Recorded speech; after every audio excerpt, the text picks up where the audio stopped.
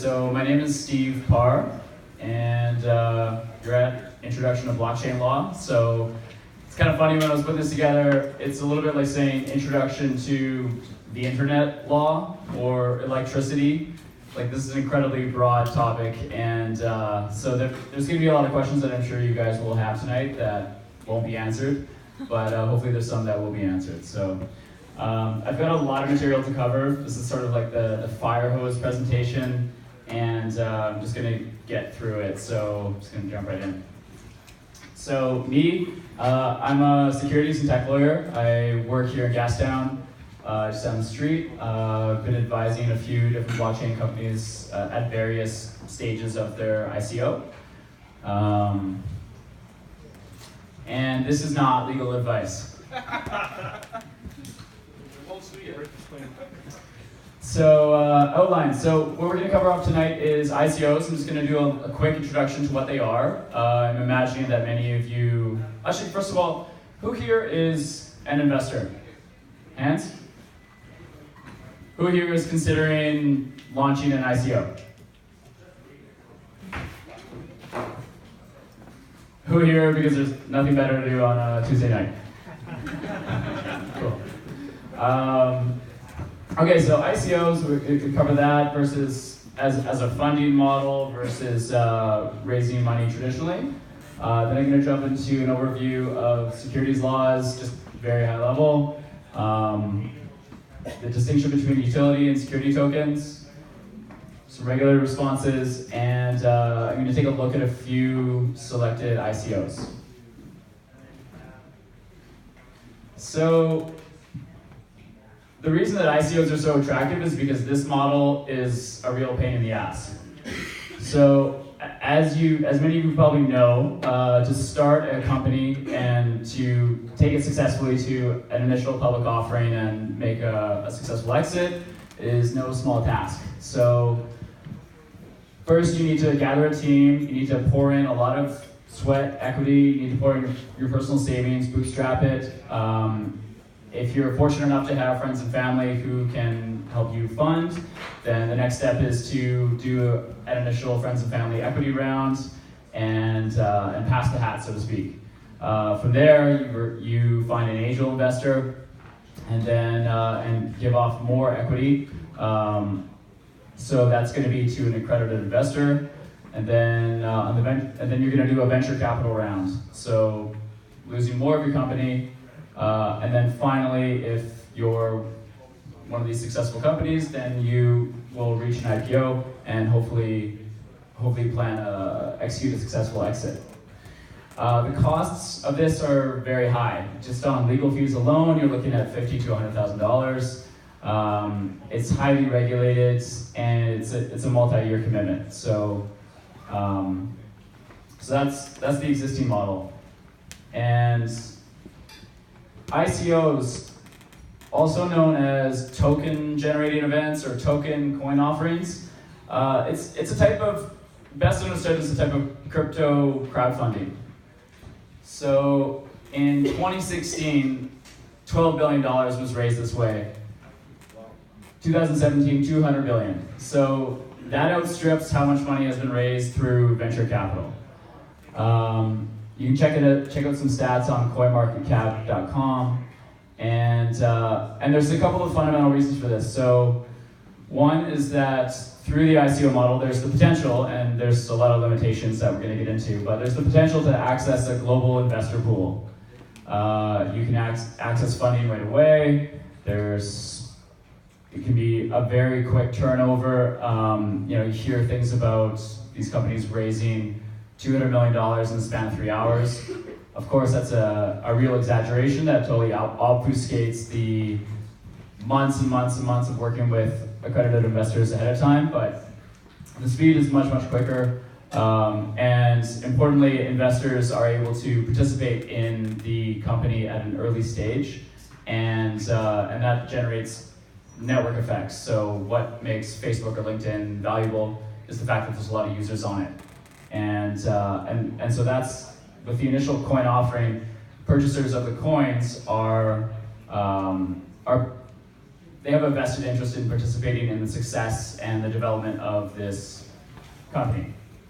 So the first coin offering was Mastercoin, done in 2013, and Ethereum was launched in 2014. So it was initially funded with Bitcoin.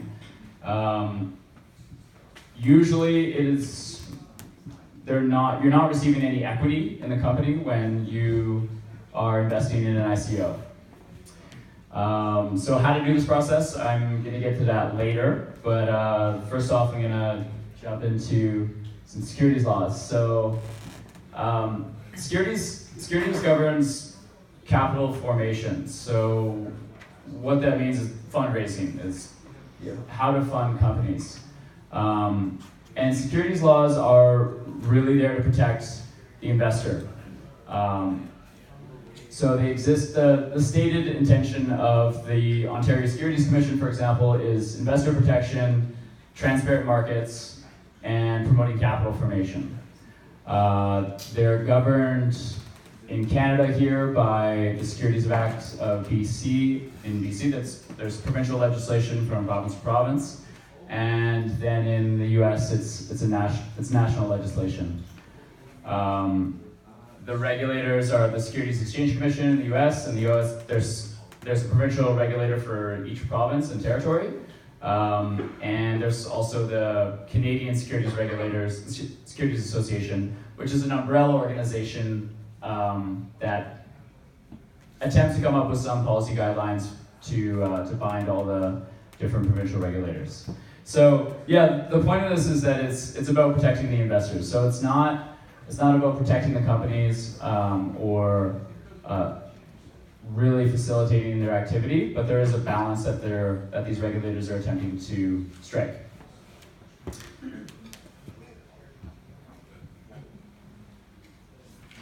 I'm just going to back up a second and talk a little bit about. So in the traditional model, or if you just go back to this, in the friends and family, these are all exemptions here. So friends and family, angel investment, venture capital. A private company that's trying to raise money can only do that by way of an exemption. So there's a document called a prospectus document, which is really long and is only applicable to companies that are publicly traded. So that is they exist on the stock market. And if you're not a publicly traded company and you're trying to raise money, then you need to qualify for one of these exemptions. So friends and family is one of them. So that's where you have a close personal connection with somebody. Angel investment and VC is another one, those aren't, but accredited investors, who are the persons who are angels and VCs, is another one. So the threshold to be an accredited investor is you have made $200,000 or more in the last 2-3 years, and you can reasonably justify that you're going to be on track to make the same or more, or you're sitting on $1 million of net worth outside of your real estate. So it's basically the 1% are those who are accredited investors. So those exemptions are what protects the common investor. So when I'm talking about securities laws protecting the investor, I'm talking about people who would be hurt if they lost their investment. So ICOs typically are being promoted as utility tokens. You don't see a lot of ICOs, although there are some that are out and out saying that they are offering security tokens. So utility tokens, what that means is that they have a consumptive purpose. So when you buy a token, you're going to receive some ability to transact that for a good or a service or access to the network itself. So for example, tickets to a movie are a type of token. So you're trading, that's a real world example. Other examples are you can access a network. So say for example, a piece of software that's built on Ethereum to audit a smart contract.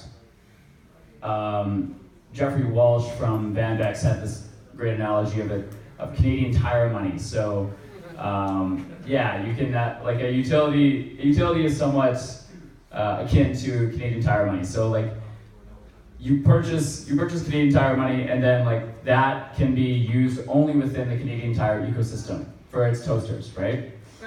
Yeah. So that's essentially what these ICOs are doing as well, is that they're issuing tokens that can only be used within that ecosystem. But the reason that people are so interested in investing in them is because they might have an interest in using them within that ecosystem, or they might want to trade them on an exchange. So, and pocket the spread between what they spent and what they can acquire for it. So a utility token doesn't trigger securities laws, it will trigger consumer protection laws. So how do we figure out what's a utility token and what's a security token? So there is some very old case law that governs that. So in the US, it's called the Howey test. It's about 70 years old, and in Canada, it's called Pacific Coin. I'm just going to talk about Howey because Pacific Coin is there are some differences, but they're small. And on the legislative side, Section 5 of the Securities Act and Section 1, they both define what a security is, which is fairly extensive, but the most important piece of language in there is that it's an investment contract. So the Howey test has 4 parts.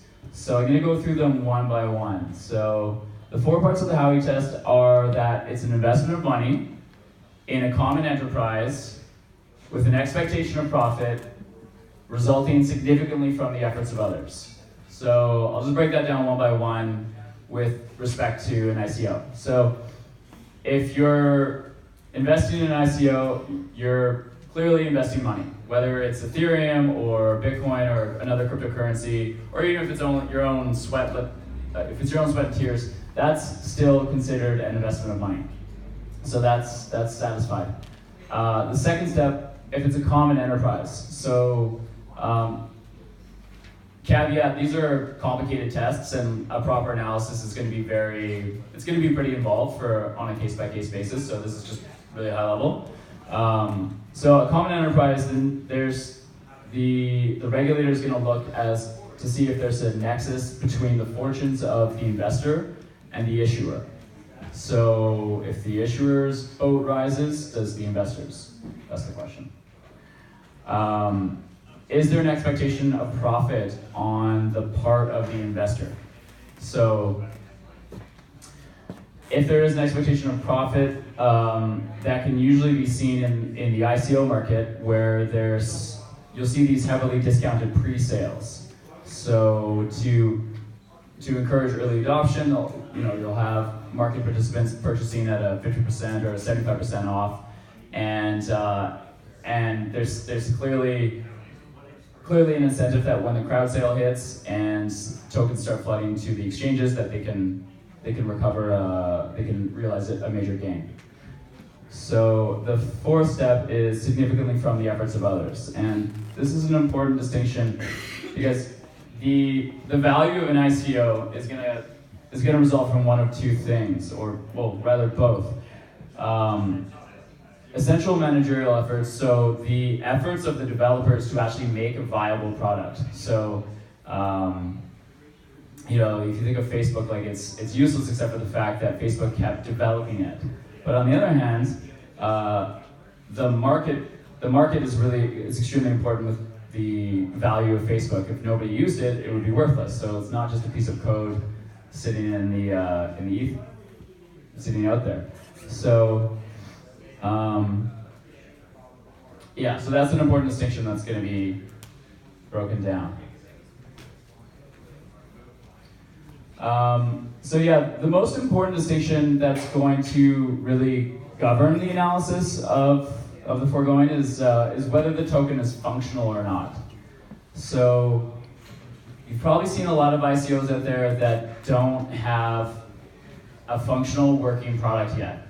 The reality of developing a lot of these products is that they can take years. It's not easy to code, and finding developers who can actually execute on the vision of the entrepreneur isn't necessarily simple.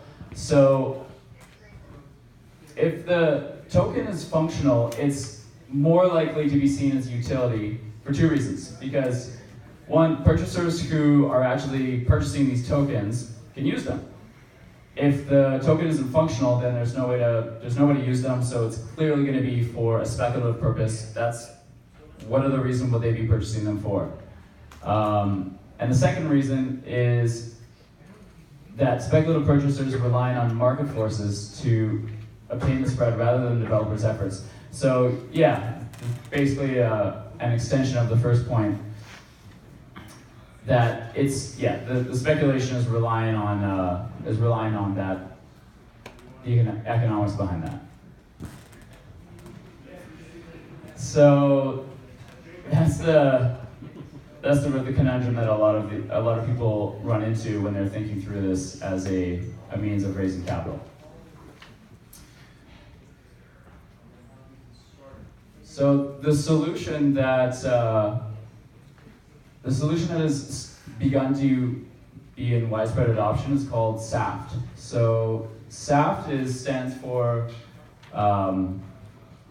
Simple Agreement for Future Tokens. So Simple Agreement for Future Tokens is developed by a New York law firm called Cooley and Protocol Labs. You can read all about it in great detail at saftproject.com. And it's based on a Y Combinator way of raising capital called Simple Agreement for Future Equity. So Simple Agreement for Future Equity is the replacement for a convertible note or convertible debenture. So instead of having the company issue debt, they issue essentially a promise that the investor will receive equity at some later point. So SAFT kind of follows a similar model, except they're not offering equity, they're just offering tokens. But the same concept where there's a hold period applies. So I'll just walk you through a concrete example. So the Filecoin is an ICO. Filecoin raised more money than any other ICO. They raised well over $250 million in August. And they sold their SAFT to accredited investors only. And then the accredited investors, they hold on to the SAFT until such time as the platform is complete. So I promised you I'd show you how to launch an ICO. It's really this easy, it's just 3 bullet points. So first step is you assemble your vision, draw up your white paper, you assemble your team of superhero developers, and you incorporate. Where you incorporate is a much larger discussion, but let's just say that for the purpose of this discussion that you're incorporating in the US or in Canada. And then you secure your funding commitments from accredited investors. So you're securing, when I say accredited investors, that means you're likely looking to traditional professional investors. So again, you're going to these venture capitalists. And then at that point, you're going to issue your SAFT. So your SAFT it's really simple. It's actually just a 8-page legal document, and it's a basic contract. And the SAFT is distributed, so in the US, like you can kind of ignore these technical things, but it's issued, this is a specific exemption that exists in the US under Regulation D. So 506C permits the offeror to issue to accredited investors only, and allows them to solicit in a broad way. So, which is really useful because, as you've probably seen with ICOs, they're heavily publicized. You see them on Facebook, you see them everywhere. And in Canada, it's a little bit different in Canada. So in the US, through 506C Reg D, which is far and away the most common way of doing this in the US, you're only able to receive investment from accredited investors. But in Canada, you can do it via the offering memorandum exemption, which is a little bit different. So an offering memorandum is kind of like a mini prospectus. It's a shorter document, and it's simpler to prepare, less expensive, And it doesn't have the same kind of limitations on the wealth of the person who's purchasing it. So as long as they've received the offer memorandum and have signed a risk acknowledgement and various other steps, then they are entitled to participate in the round.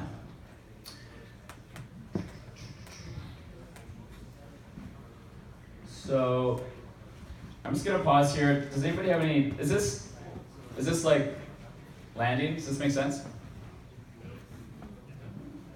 Okay. I have a question. You said when there's a SAFT, it goes to the investors first and they hold it. Yeah. What is the purpose of that? Great question. So, gentleman in the front asked, when the SAFT is issued and it's held by the investors, what's the purpose of the investors holding the SAFT?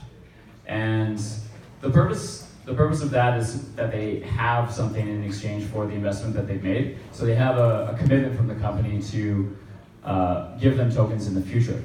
So it's essentially an agreement with a holding period. Yeah. There's also other benefits from a taxation perspective. That's kind of beyond this talk, though. Yeah. So the response to $200 billion being raised in this manner from the SEC, so far they haven't said a whole lot. So on July 27th, who here has heard of the DAO? About half of you. So the DAO is a cryptocurrency asset fund, and what happened there was it was based on the Ethereum platform, and it was hacked, and $150 million was stolen from investors. So obviously that caught the attention of the SEC, and so they issued a bulletin on this matter, and they didn't provide very much guidance. Basically their guidance was some tokens are securities and some tokens aren't, and we will evaluate this on a case-by-case basis. So kind of classic gray lawyer language. But there was some important, it did reveal a few things. So one, they didn't make any enforcement order against the DAO or require rescission. So rescission is where they would be forcing the DAO to return all the money to the investors. They didn't do that, and this was also low-hanging fruit. It was clearly a security, and so the SEC to date hasn't gone after a token that is more likely to be viewed as a utility. However, Jay Clayton, who's the commissioner of the SEC, on November 10th, he stated that he hasn't come across any token, utility or otherwise, that doesn't have at least some characteristic of a security. And if it has any element of being a security, then it's a security. So the thing about securities laws is that it's not like you can make an application to one of these regulators and plead your case, and then, they deem you a security or not. And by the time they've deemed you a security, then you're on your back foot, and you might have some arguments that have some validity to bolster your case that it is a utility token, but you're starting the conversation from a weak perspective. I just wanted to point out in Ontario, you can't actually talk to the Security Commission again, sort of a free opinion. They have a crypto unit now. Yeah, the Launchpad, yeah. Obviously. Yeah. We'll get to that, yeah.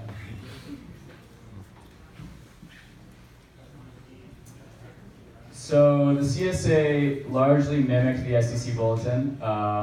So again, the approach from the Canadian securities regulators is to catch and exclude.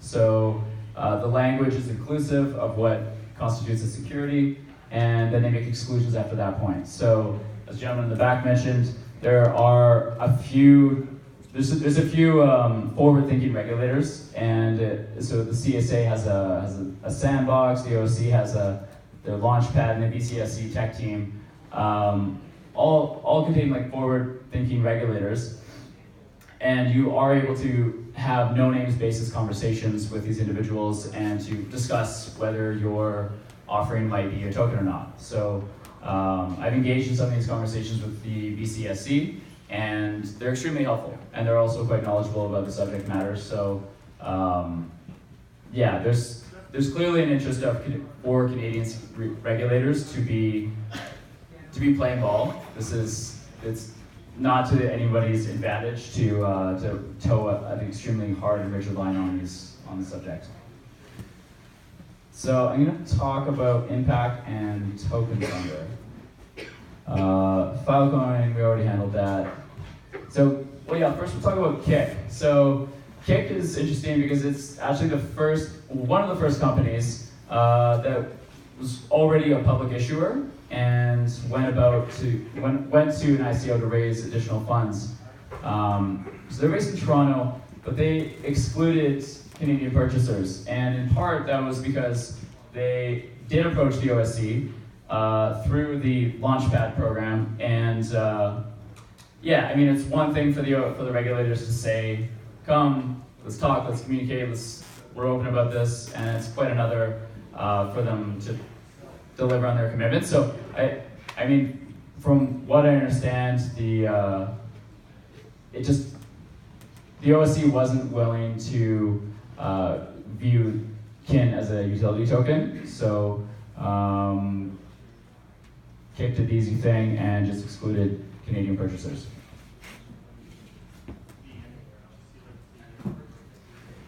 So Impact. Impact is a Quebec-based ICO, and they worked with the AMF, which is their regulator. They launched their ICO via an offering memorandum exemption, and the AMF provided them with relief from the registration requirements to become a dealer and to issue a prospectus. So the dealer registration requirements are significant because it's really quite onerous to be a dealer. Yeah, so that was significant. And then Token Funder. So Token Funder out of Toronto, their ICO is currently open and they're seeking to raise $10 million. They have received an exemption, which is quite similar to Impact, except a little bit more restrictive. Impact received an exemption that doesn't have an expiration date, whereas Token Funder's exemption is only valid for 12 months. So the benefit of this, or depending on how you look at it, is that so the CSA passport system permits the token funder ruling to be applicable to other jurisdictions in Canada. So that's good because there has been an ICO that has received an exemption, but it's bad because the exemptions are pretty restrictive. I would encourage you all to go to tokenfunder.com and walk yourself through their investor onboarding process, because that's really interesting. One thing that we haven't discussed here tonight is the obligation to KYC, like to go through Know Your Client and anti-money laundering. And you'll see here, I just went through this right before the talk. They have this Q&A section about, you have to answer all these skill testing questions about blockchain. So apparently blockchain is not a currency developed by an unknown actor named Satoshi. Good name. QuantStamp is a company that was incorporated here in Canada, actually in Vancouver. They reincorporated in the US, and they have raised $30 million. Pardon me, they haven't raised $30 million. They're seeking a $30 million raise. They have primarily sold to accredited investors, and they have excluded US and Canadians from their pre and their crowd sale. So, but they have sold to, like I mentioned, they have sold to accredited investors. So they did that through the US securities exemption that I mentioned earlier.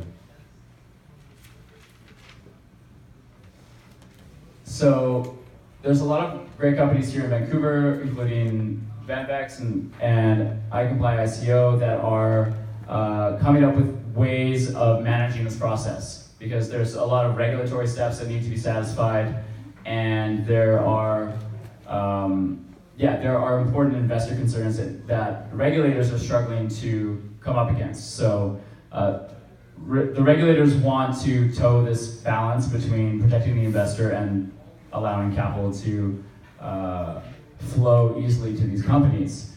And they need to have an elegant way of doing that. So the SAFT initiative is one self-generated or community-generated way of accomplishing that. And so whether or not that actually is viewed favorably by the regulators has yet to be determined. There hasn't been any guidance on SAFTs at this point.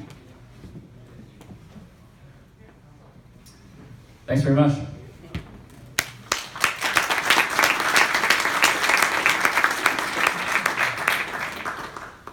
Thanks, Steve. What's a SAFT? A SAFT is a simple agreement for future tokens. So a SAFT is a contract between a company that's, SAFT is a contract between a company and the investor. So the investor contributes an amount of ether or fiat currency, and then they receive a SAFT, which is a commitment from the company to deliver tokens when the platform is completed. So it's basically a contract that's a holding period, that gives the company time to develop their product and make it functional, and then they can deliver the tokens to the investor. So let's say you got a utility token. You know it's a utility token. You say that invokes consumer protection laws. Does that mean like they have to you can return it within 7 days or silly stuff like that? How does that work? Yeah, that's a possibility that there is. So yeah, when consumer protection laws are invoked, then there is things like refund policies that need to be addressed. Is there anything that is hitting people with that, or is it kind of just one of those unknown things right now? From what I've seen, that's an unknown thing at this moment. I haven't seen any companies that have been sought after aggressively for violating consumer protection laws or, yeah. When a company gets a time exemption, basically they're getting a utility token that is going to become a securities token in the future, or do you end up with two classes of token, one's utility, one's security? What happens to the investors when that change happens? So I'm glad you asked that because so a SAFT, when it's purchased, that's a security. So a SAFT is, yeah. Right, but you gave an example of the company in Ontario that got the 12-month exemption. Mm-hmm. So what happens? Well, with Token Funder, the 12-month exemption, it is a security. So the OSC has ruled that Token Funder's ICO is going to be deemed a security. Yeah. So the exemption applies to the requirement to register. Yeah. All right. Yes, sir. Can I issue 1 billion tokens, for example, keep half of it, and the other half distribute through airdrop to every single Ether wallet, and then hope that one of the exchanges listed and not deal with any of that? Is that a possibility, or do I have to go through all that stuff as well? So you're not receiving any money for these tokens? No, I'll keep 500 million of tokens myself. Once the exchange lists it, I sell it or Right. whatever, and fund it that way. Yeah, so giving away the tokens. Well, it's interesting that you brought that up. Blockstack is a company that's going to an ICO right now, and they're issuing tokens on a voucher basis.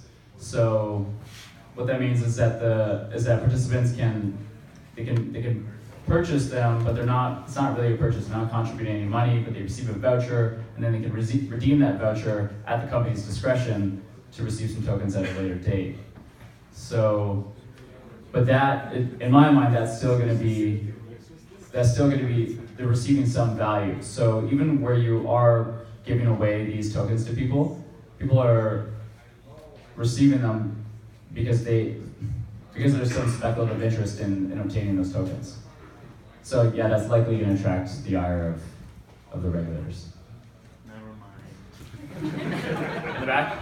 Got a question about like through the case studies. You mentioned that they're the one that got labeled as a security, right? So if your ICO has been labeled as security, it's okay for you to sell to other countries, and you don't like is that what those case studies were trying to make the point?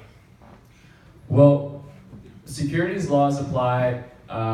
They attach to the investor. Yeah. So, for example, QuantStamp, which is selling outside of Canada and the U.S., say they're selling to a French purchaser. Yeah. Do they have That to person, comply? QuantStamp's going to be potentially subject to French securities laws. I see. Yeah. So it's really quite complex to be selling internationally. Okay, and how would things work out like, if the French security regulators want to go after them? Like how does it work? They You need a French lawyer. could be in hot water. Yeah. Yeah. They're gonna be spending some money on French lawyers. Yeah. Greg. Can I just incorporate in Gibraltar and avoid all this crap and then not have to worry about it? No, you can't just incorporate Gibraltar and avoid all this crap. Because yeah, like I said, it does depend where your purchasers reside. Yeah, and if you are a Canadian citizen incorporating in Gibraltar, then the Canadian government is going to see that you have ties. You're a Canadian citizen, for one, and it also depends on where your team is based. You've probably come across like the idea of offshore jurisdictions or tax evasion schemes, offshore structuring, and that's actually really quite difficult to achieve in this day and age. There's the residency requirements, and yeah, it's not that simple. Yes, sir. Yeah, so in a SAFT agreement, so if there's a project that launches an ICO and they have a SAFT agreement with investors, and I guess in that round it's a private, raising of funds, and then they open up to the public a token sale. Is there any obligation to disclose that there was a SAFT round and at what price investors were getting those tokens for versus the public sale? That's a good question. I actually don't know what the disclosure requirements would be. It would be highly unusual for a company not to disclose that they had a SAFT sale, but as to whether they actually need to disclose what the price is, I don't know. But that's something that securities regulators would be interested in, of course, because that speaks to the speculative interest of the of the people who bought the SAFT.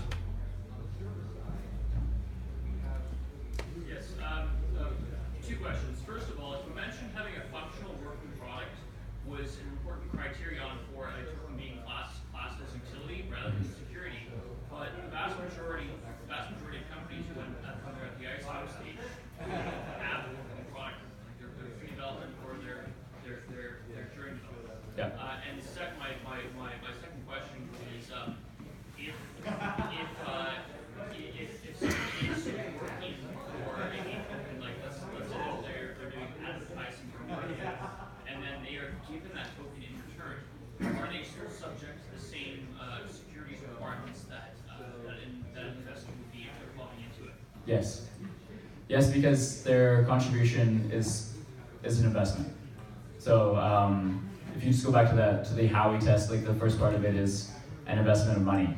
And money, there's case law where money has been described as sweat equity. Yeah.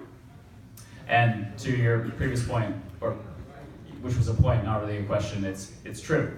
Yes, most ICOs are at a stage where they don't have a working model, and that's why the SAFT is seen as a useful bridge, because they receive the money and then they have a year or two of runway before they're expected to launch the product. So there's this really popular mechanism that tokens have been taking advantage of. It's being able to do airdrops, so it's like dividends. So when a token takes advantage of that mechanism, is that considered a security? Gentleman in the front asked if the airdrop mechanism is considered a security. If a token does airdrops, is that considered a security? Because it incentivizes the holder. Right. It's difficult for me to answer that because the distinction of whether it's a utility token or a security depends on. I gotta look at the whole offering. So. Actually, I have another question too. So there's this one ICO recently too, Mobius, and they're originally going to incorporate in San Francisco, but then they decided to incorporate in the Virgin Islands, but they're both in the US. So does it matter like what region you incorporate in a country pertaining to like security laws or utility token laws? It does. Where you incorporate does have a bearing on which regulator is going to be knocking at your door. So it's very popular these days just to throw up a website and say, hey, send Ethereum here or something like that.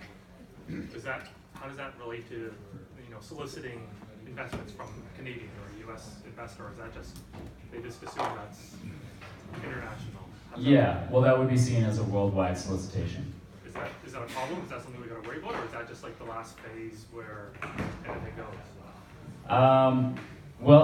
There is this saying in the crypto land around ask for forgiveness, not permission, and that's true until it's not. An investigation by the SEC has been described to me as a hell where you never die. So it's really up to the company whether they want to run that risk or not. Yeah. But yeah, it does trigger all kinds of different issues. Yeah. In the back? So you mentioned KYC and AML briefly in there. What's best guidance for people who are offering tokens in Canada, for instance? Is it required to go through KYC, or is it only over a certain amount, like $10,000? Where does that really come into play? Yeah, it's a technical question, and KYC, AML, it does depend on what jurisdiction it's being issued in. So if you look at Token Funder, for example, they require KYC and AML on investments below $3,000 and above $3,000. But there's also suitability. So suitability is where you saw those skill testing questions. That comes into play when you're above a certain threshold. Yeah. The regulators have seen the value of having automated systems like these created to expedite the KYC process. Oh, so they're actually in favor of that. I would have thought that would have been the opposite.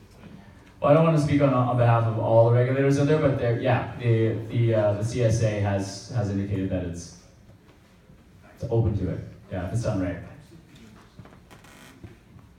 So on the Token Funder website, as a Canadian, I go through all the skill testing questions and whatnot.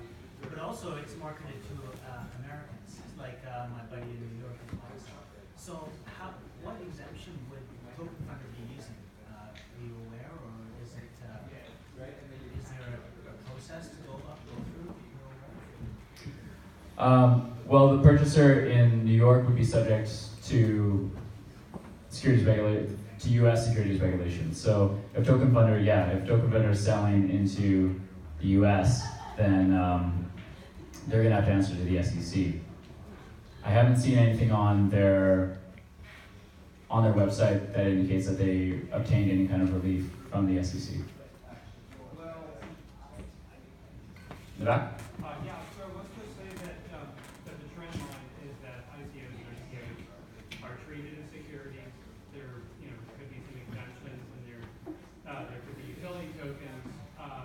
But just let's say that the trend line, in terms of regulators, goes towards regulating them. So what would be the precedent then for going ahead and treating them as securities? How does that affect the proof of concept side of this equation, where you have a young company that doesn't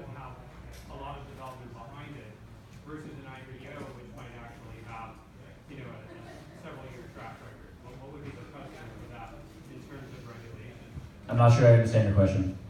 Well, if you have a young technology that's looking to use an ICO to fund development, how does that compare to an IPO where you're basically it's a security and you're bringing money to do more development, but you already have several years of track record as a company?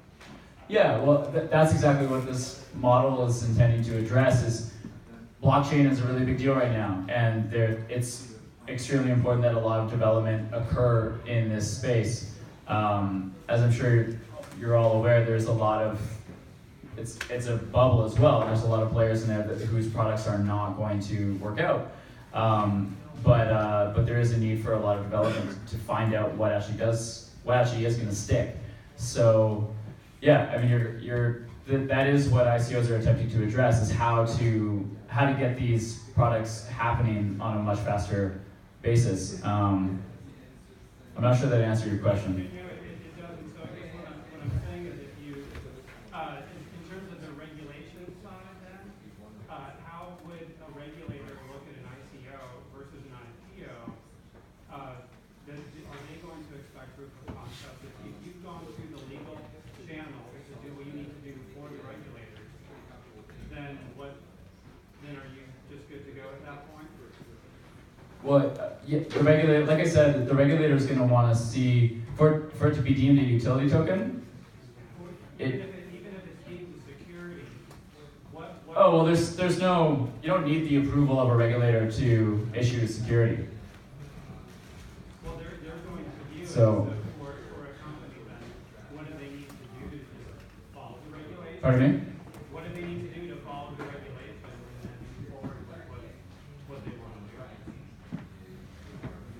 It's different on a case-by-case basis, so it depends on how they want to make their offering and how they, like, who they want, where they want that investment from. Okay. Just gonna take a couple more questions in the back. Steve, thanks for the great talk. I do have a question. First, a quick plug. Ethereum smart contract, full day workshop, Saturday, November 25th on the same meetup. Great to take a look.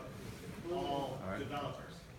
I have a question. Do you have any optimistic outlook for how the space is going to evolve in a regulatory manner? So is it going to be a relaxation of accredited investors and what that sort of term defines?